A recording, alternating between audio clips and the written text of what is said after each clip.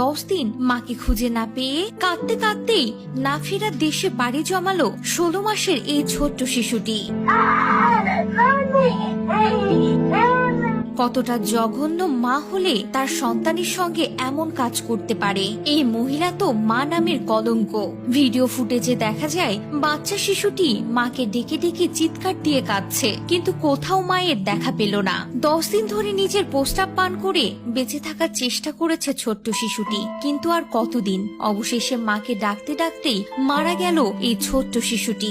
আর সেই সাথে ইরা নামের 33 বছরের এই মহিলাটি মা নামের কলঙ্ক হিসেবে ইতিহাসের পাতায় আখ্যায়িত থাকলেন। কোন মা যে এতটা নির্মম অত্যাচারী হতে পারে তা হয়তোবা এই মহিলাটিকে না দেখলে